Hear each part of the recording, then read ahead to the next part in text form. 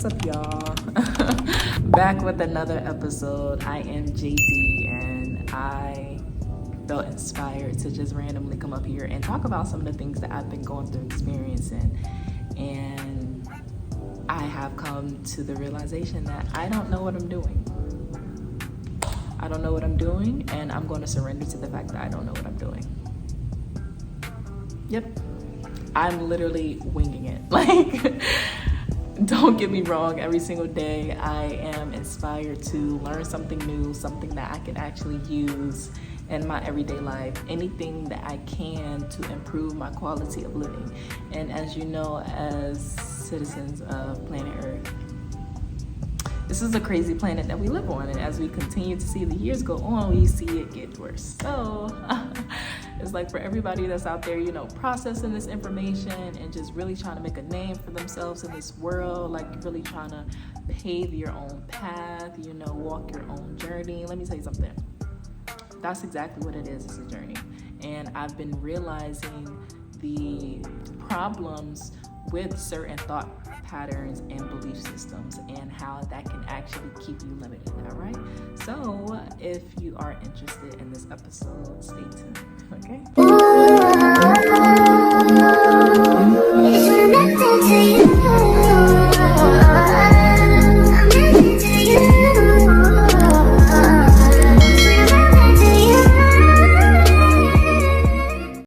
All right, so the first thing that I want to talk about is going to be, I don't know what I'm doing.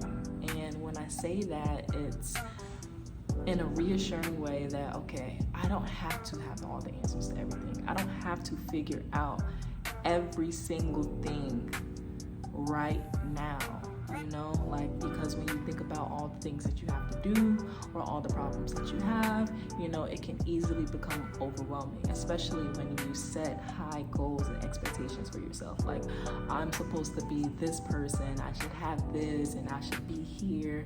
But the harsh reality is, if you don't have it, that simply means you're not ready for it, because if you're ready for it, you would have it. A lot of the reason for why you don't have the things that you want is because you're not doing the things that you need to do.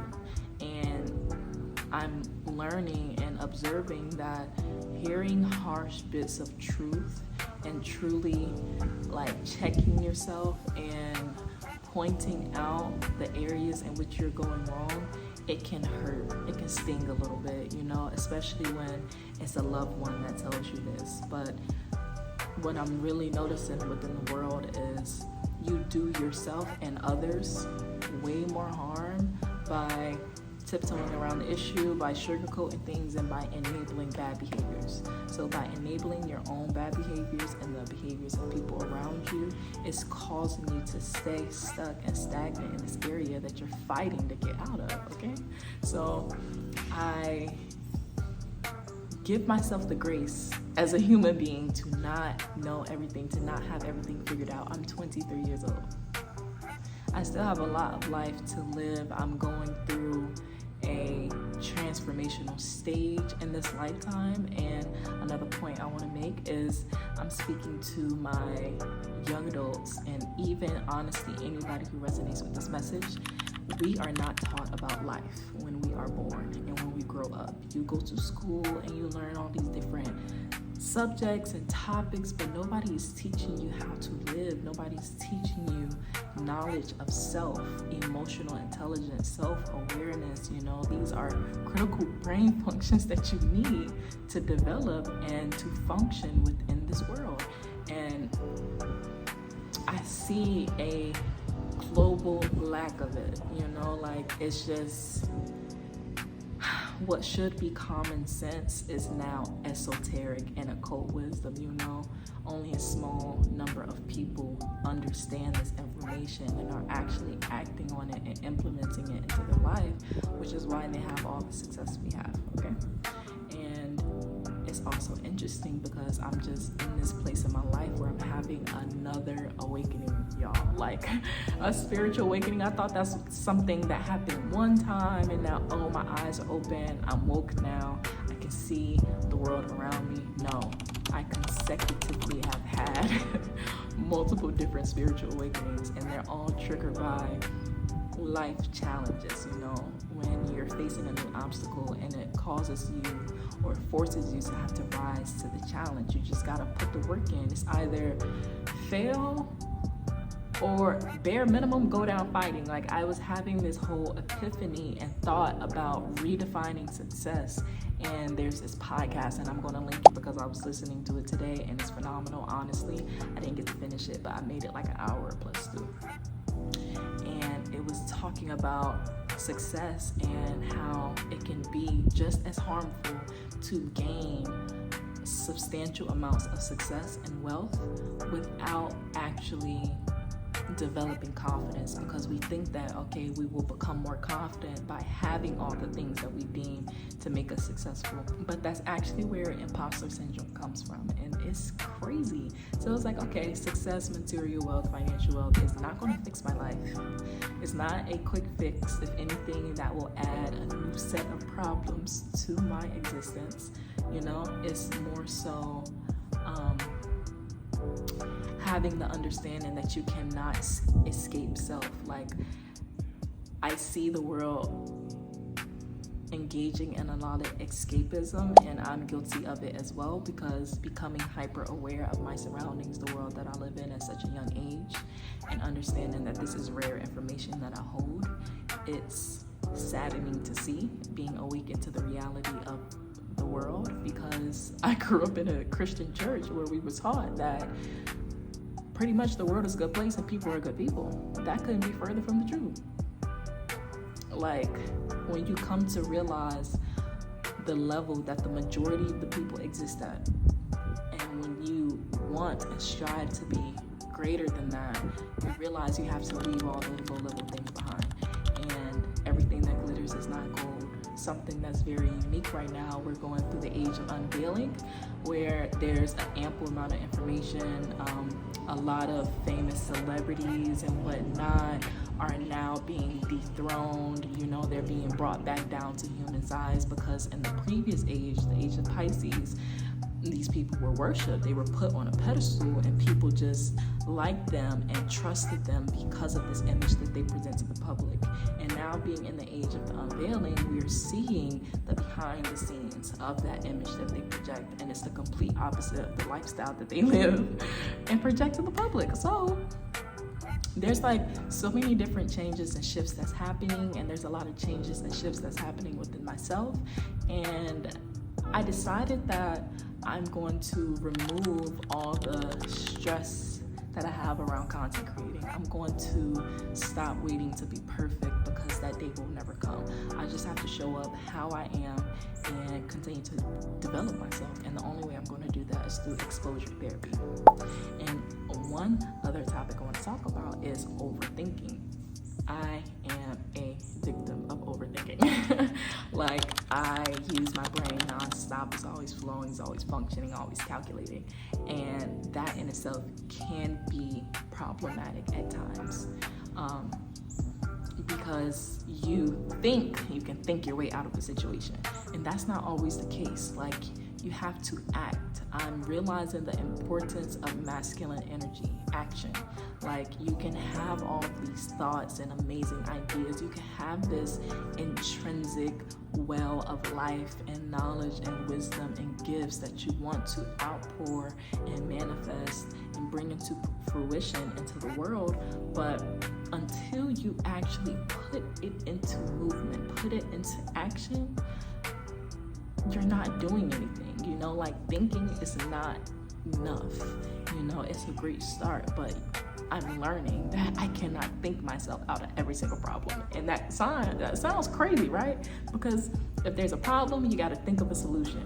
But in order to find a solution to a problem, you have to try things. You got to do things. You got to put things into action. So being someone who is naturally feminine leading, as far as my leading energy, and I'm going to drop the link for that quiz below so you can see if your leading energy is feminine or masculine. My leading energy is feminine, so pretty much I got that down packed. I just need to develop my masculine energy. So I'm in this stage of my life where it's forcing me to break out of my comfort zone, to overcome my weaknesses, to push straight ahead. Like, I had this revelation where instead of escapism, instead of trying to escape and ignore the reality that you're faced with, and you can do that in a variety of ways of smoking, drinking, having sex, going out partying, anything that's a distraction, anything that's a consumption.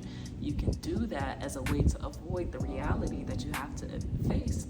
But that only works but for so long. And then you find yourself addicted to substances or entertainment and distractions. Meanwhile, you're complaining about this reality that you're facing. So in between those two, there is cognitive dissonance, thinking better but not doing better. And the difference between thinking and knowing, when you know better, you do better. To know and not to do is not to know. And that's one of the most powerful quotes by Prince Ella, the Queenmaker, because it puts into perspective human behavior, my own behavior. It just helps me understand. I gain a much deeper understanding of myself. And by understanding myself, I gain a greater understanding of the people around me, as well as the world that I live in. So this has been a transcendental process for sure. I'm reaching new heights and new lows, and I'm excited. I decided to face the challenge head on since I can't run from it. I'm not going to allow it to defeat me or intimidate me. If I'm going to go down, I'm going to go down fighting. So have that mentality. If I face all my challenges face on, like I'm going to give it all that I got before I ever consider giving up, So you got to ignite that fire in you, find that fire in you. And with that interview that I'm going to link, it was talking about how change and motivation is actually driven by negative emotions.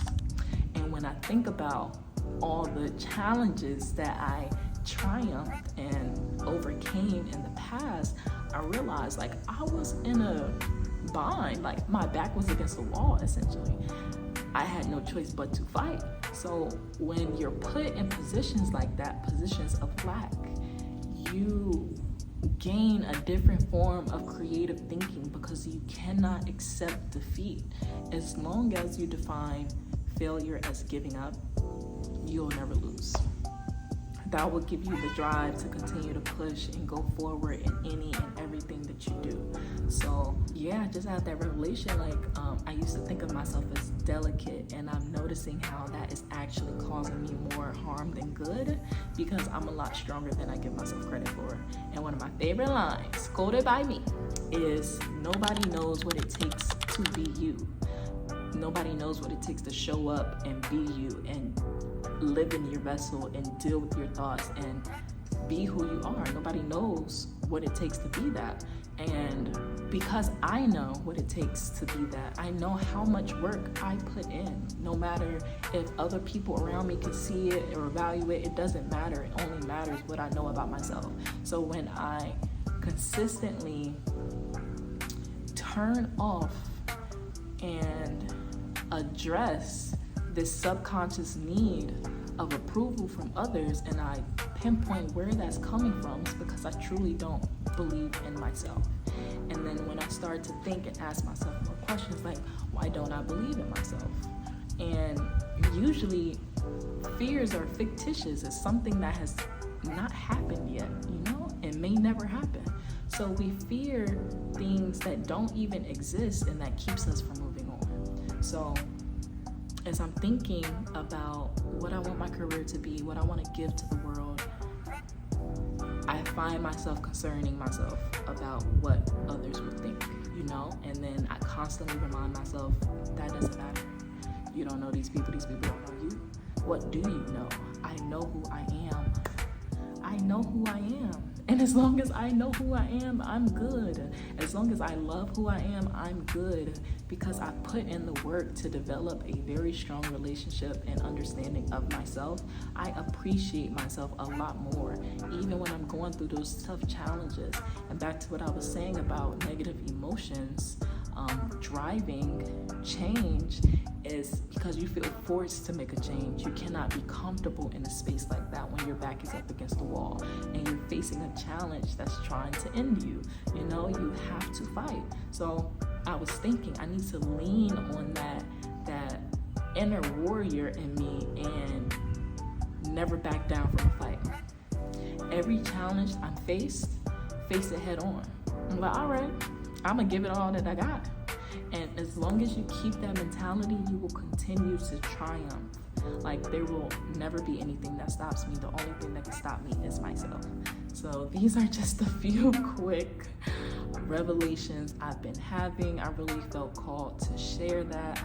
I hope all that was complete. I'm definitely not going to bombard you with too much, you know, but yeah, that was nice. And this was a pretty fluid video. Don't have to do too much editing, and I'm really happy about that. That was the whole goal.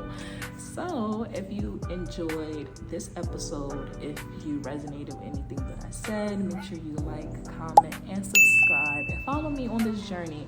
It might be a little sporadic, you know, while I find my footing, but I've decided to stop making excuses and just share what I have with the world. And the most important thing that I have to share is my voice. That's the only way you'll get to know and experience me. So till the next time, all right?